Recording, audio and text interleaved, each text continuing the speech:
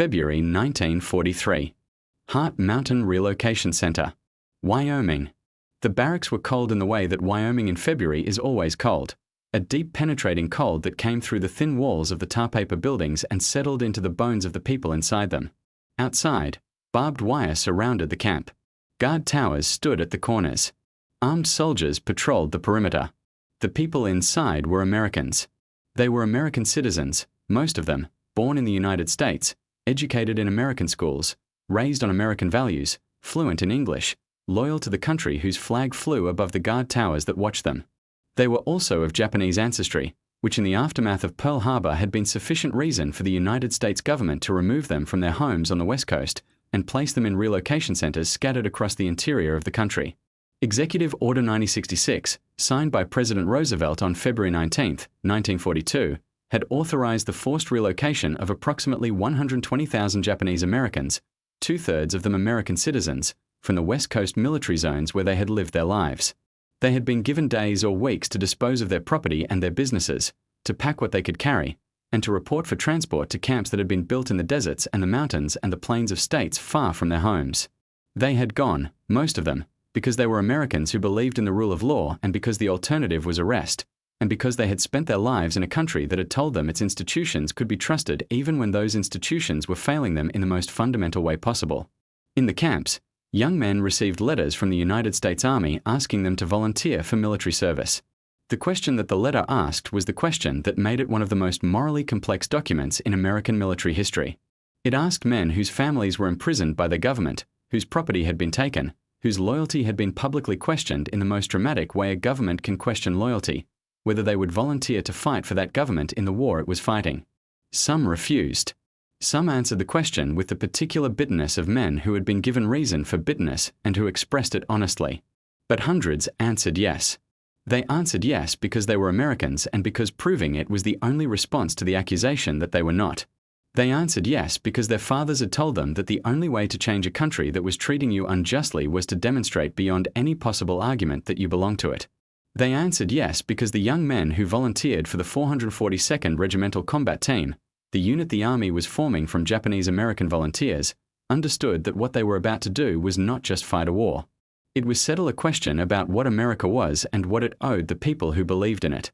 The 442nd Regimental Combat Team was activated on March 23, 1943, at Camp Shelby in Mississippi, where the irony of Japanese Americans' training for military service in the segregated South was noted by everyone who experienced it and commented on by none of them officially.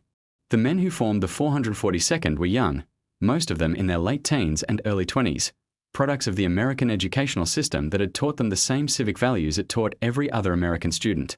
They trained with the particular intensity of men who had something to prove, which in the specific context of the 442nd meant they trained harder than any unit at Camp Shelby and performed better at every measurable metric that the Army used to assess unit readiness.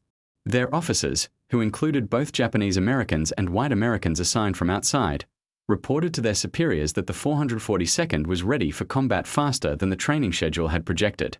The 442nd arrived in Italy in June 1944 and was attached to the 36th Infantry Division, the Texas National Guard division that had been fighting in Italy since the Salerno landings the previous year. The Texans' initial reaction to the Japanese-American soldiers who joined their division was complicated in the way that race relations in the American military in 1944 were always complicated, and it was transformed by combat in the way that combat always transforms the assessments of men who are fighting together. The first major action of the 442nd in Italy was the assault on Belvedere and Sasetta in late June 1944, small towns in the Tuscan hills that the Germans had fortified in the typical Italian campaign fashion, making every hill and every town a defensive position that had to be taken by infantry assault through terrain that favored the defender. The 442nd took them with the aggressive tactics and the willingness to accept casualties in exchange for speed that would characterize every subsequent engagement. The Italian campaign was the grinding warfare of narrow valleys and defended ridgelines that produced steady casualties without the dramatic breakthroughs that characterized the campaigns in France and Germany. The men of the 442nd fought through this terrain month by month, accumulating casualties and accumulating a combat record that was attracting attention at levels of command above the regimental level. But it was in France, in the Vosges Mountains in the fall of 1944, that the 442nd performed the action that defined the unit for all subsequent history. The 141st Infantry Regiment of the 36th Division, a Texas National Guard unit, was cut off in the Vosges Mountains in late October 1944. Approximately 211 men of the 1st Battalion had been surrounded by German forces on a ridge that became known as the Lost Battalion, a name that carried the particular resonance of men who had been surrounded and who needed to be reached before German pressure destroyed them completely. Multiple attempts to reach the Lost Battalion had failed. The terrain was the Vosges at its worst, heavily forested mountain ridges in the rain and cold of a French autumn, defended by German forces that had prepared their positions with the thoroughness of soldiers who understood that the dense forest was their greatest asset. The 442nd was ordered to attempt what other units had failed to do. They would attack through the forest and reach the Lost Battalion. What the 442nd did in the next 4 days in the Vosges Mountains has been called by military historians the most remarkable sustained infantry assault of the European campaign. They attacked through the same terrain that had stopped other units, in the same conditions, against the same German defences. The difference was not the terrain or the weather or the German positions. The difference was the 442nd. They attacked with a ferocity and a determination that the German defenders had not encountered from previous American units in the same sector. They attacked through forests so dense that visibility was measured in feet, through rain that reduced the effectiveness of artillery support, up slopes that the defenders had prepared specifically for this attack. They attacked because the men of the Lost Battalion needed them to attack, and because Japanese-American soldiers proving themselves in combat had a meaning that extended beyond the tactical situation on those particular ridges. The attacks cost the 442nd heavily. Men died in the forest at rates that under any other circumstances might have prompted a reassessment of the tactical approach. The 442nd kept attacking because stopping was not something that the men of the 442nd were prepared to do when American soldiers were surrounded and waiting for them. On October 30th, 1944, the 442nd broke through to the Lost Battalion. The Texans, who had been surrounded for 4 days, who had been fighting with dwindling ammunition and increasing casualties, who had been told that relief was coming and had maintained that belief through 4 days when it had not arrived, were reached by the soldiers of a unit whose families were in internment camps in Wyoming and Arizona and California. The 442nd had suffered approximately 800 casualties in 4 days of fighting to rescue 211 men. The mathematics of that exchange, 800 casualties to save 211, were noted at every level of command from the regiment to SHEF, and the conclusion that was drawn from them was the same at every level. The 442nd had done something that no other unit had been willing or able to do, and they had done it at a cost that no other unit had been asked to pay. President Harry Truman, reviewing the record of the 442nd after the war, said something that captured what the unit had accomplished in a way that no official citation could.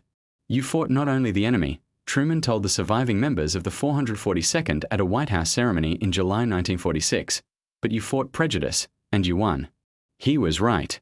The 442nd had fought prejudice, and they had won, though the winning had been at a cost that the unit's casualties reflected and that the internment of their families had reflected, and that the decades of subsequent discrimination that many of the unit's veterans experienced reflected in ways that Truman's words could acknowledge but not repair.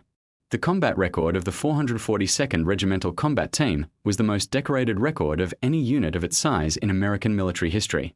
The unit earned 21 Medals of Honor, 52 Distinguished Service Crosses, 1 Distinguished Service Medal, 560 Silver Stars, 4,000 Bronze Stars, and 9,486 Purple Hearts. The Purple Hearts require a moment of reflection that the other decorations do not require. 9,486 Purple Hearts in a regiment that had an authorized strength of approximately 4,000 men meant that the average member of the 442nd was wounded more than twice during the unit service. It meant that the unit's casualty rate exceeded its total authorized strength by a factor of more than 2.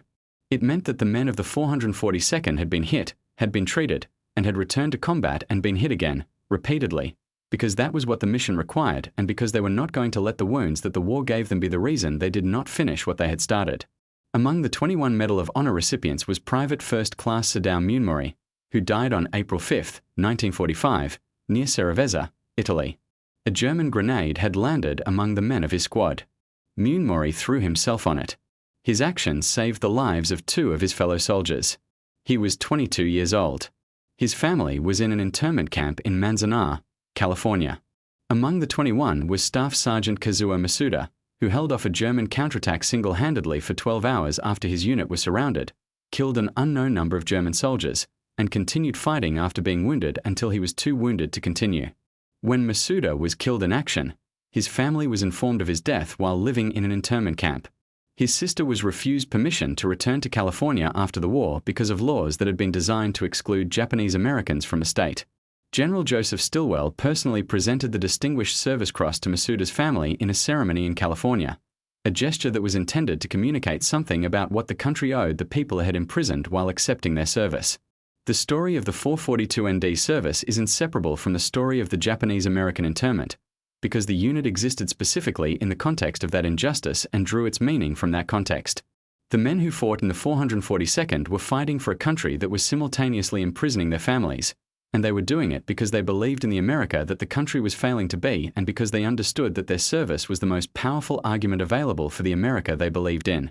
Daniel Inouye, who served with the 442nd and lost his right arm to a German rifle grenade while continuing to attack an enemy machine gun position in April 1945, was awarded the Distinguished Service Cross that was later upgraded to the Medal of Honor. Inouye returned from the war and entered politics, eventually serving for decades as a United States Senator from Hawaii. When asked throughout his political career what had motivated his public service, he returned consistently to what the 442nd had been doing in Italy and France. "We were fighting for an idea," Inouye said. "Not for the country as it was, but for the country as it should be. The country where what you did mattered more than where your parents came from. We had to fight for that country because it was the only way to create it. You can't argue your way to justice. You can only demonstrate it." He was right. The 442nd had demonstrated it in the way that argument cannot demonstrate anything, in the specific irreversible reality of men who had died for a country that had imprisoned their families because the idea of that country was worth dying for even when the country was failing to live up to it. The internment of Japanese Americans during the Second World War was one of the most significant failures of American constitutional principles in the nation's history. It was acknowledged as such by President Reagan in 1988, when he signed the Civil Liberties Act providing an official apology and reparations to surviving internees. The acknowledgment came 43 years after the internment ended, which means that many of the people to whom the apology was owed had already died without receiving it. The men of the 442nd received their own acknowledgment when their Distinguished Service Crosses were reviewed and upgraded to Medals of Honor in 2000, 55 years after the unit's last combat action. The review found that the original decorations had been influenced by the racial prejudice that the 442nd had been fighting against throughout its service, that the actions for which Distinguished Service Crosses had been awarded were actions that would have received Medals of Honor if performed by white soldiers in the same circumstances. The review was correct. The upgrade was just. It was 55 years late. The survivors of the 442nd who were still alive in 2000 received their Medals of Honor from President Clinton at a White House ceremony. The men who stood in the East Room that day were in their 70s and 80s, men who had fought in their 20s in Italian mountain towns and French forests. They had been waiting for this for more than half a century. Senator Inouye, who received his Medal of Honor that day, said at the ceremony what the 442nd had always been about. "America is not a perfect country," he said. "It has never been a perfect country. But it is a country that can be improved, that has been improved, by the people who believed in its promise enough to fight for it even when it was failing them." That is what the 442nd did. We fought for America because we believed in what it could be. And because we fought, it became a little more of what it should have been. The regimental motto of the 442nd was "Go for broke." It was a phrase from the Japanese American community's gambling culture, meaning to risk everything on a single bet, to put everything you have on the table and accept the outcome. They went for broke. They risked everything. They put everything they had on the table. The table was the forests of the Vosges and the hills of Tuscany and the plains of the Po Valley and every other place where the men of the 442nd bled and died and refused to stop fighting for a country that had given them every reason to stop. They did not stop. Go for broke. That was the 442nd. That was what they did. That was what they were. And in going for broke, in putting everything they had on the table and accepting the outcome, they created something that no other argument could have created as completely. They created proof. Proof that what a man was willing to die for was more important than where his parents were born. Proof that the idea of America was stronger than the failures of America. Proof that the country they believed in was worth believing in even when it had not yet become what they knew it could be. They went for broke. They won. That is the story of the 442nd Regimental Combat Team. That is what the most decorated unit in American military history was made of. They were made of the same thing that every great American military unit has always been made of: belief, courage, and the particular American refusal to accept that the country you are fighting for is not worth the fight.